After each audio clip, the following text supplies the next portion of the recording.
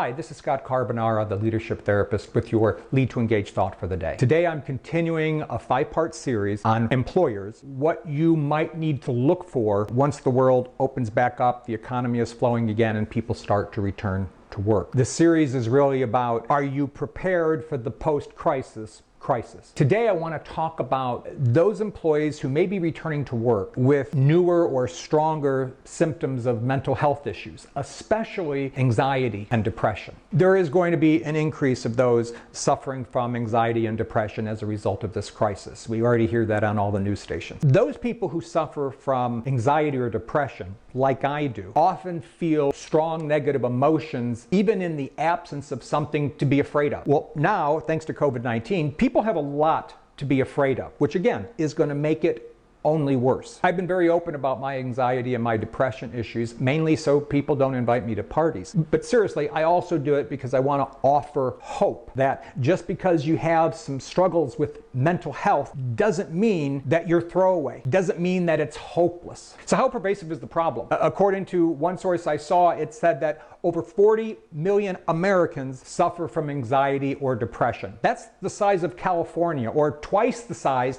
of the state of New York. So yes, some employees do disclose it, they're working with HR and they have a plan in place. But others suffer in silence. They're afraid of the stigma if they were to open up and talk about their mental health issues. So what can you do as a leader to help all of these employees who might be struggling even more so now once they return to work? First, know to look for the signs. Some people with mental health issues are like a house plant where the leaves start to droop when they need water. You might notice some employees they'll shirk responsibility. They will start pulling away from others. They avoid eye contact. They avoid all sorts of conversations and keep to themselves more so than usual. Those are signs that if they're unusual for that employee, you might need to be very aware of. Some employees, when they hear negativity, hostility, angry words at work, you will see them act in such ways. So one thing you can do is keep the tone positive, keep the conversation light, keep the culture positive so that people are able to feed off of positive, true, and helpful things that are going on around them. Number 2, keep your door open with your open door policy. No, you can't insist that employees come and tell you or disclose personal information, but you can be accepting. You can be carrying yourself in such a way that makes people feel like they can be comfortable talking with you. Third, show support in your actions. You don't want to be the kind of leader who only steps out of her office when someone has screwed up or something needs to be fixed. No, you need to be to walk around and look your employees in the eyes and talk to them,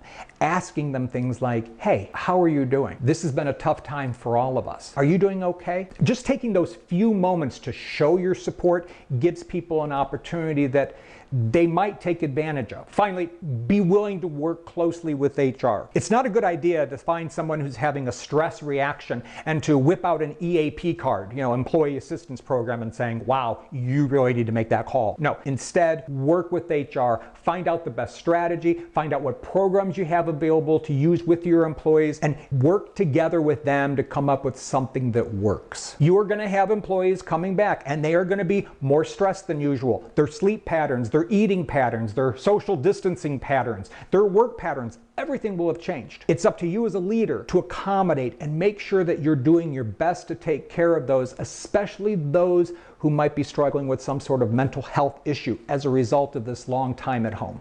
I'm Scott Carbonara, the Leadership Therapist. If I can help you, your HR team, or your leadership team come up with some ideas and brainstorm plans around how you can maximize your response to those employees who are struggling, please reach out to me at leadtoengage.com and I'll do whatever I can to help you.